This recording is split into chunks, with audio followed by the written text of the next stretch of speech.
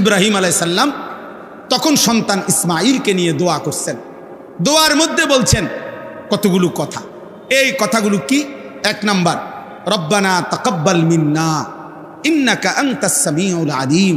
আল্লাহ, প্রথম দোয়া আপনার কাছে, প্রথম চাওয়া, আপনি আমাদের এই খেদমত, আপনার ঘর নির্মাণের খেদমত আপনি কবুল করে নেন। 2 নাম্বার, সংক্ষেপে বলতেছি, রব্বানা ওয়াজআলনা মুসলিমাইনি লাকা। আল্লাহ, আমি এবং আমার সন্তান ইসমাঈলকে ইসলামের উপরে দৃঢ়তা, ইস্তেকামাত, মজবুতি দান করেন। 3 নাম্বার, অমিন যুররিয়াতিনা উম্মাতাম মুসলিমাতাল লাক।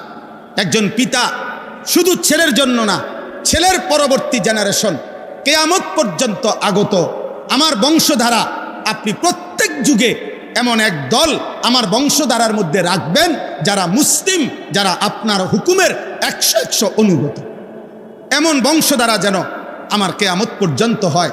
আল্লাহ, আপনার কাছে আমি সেই দোয়া করলাম। 4 নাম্বার, ওয়া আরিনা মানাসিকানা।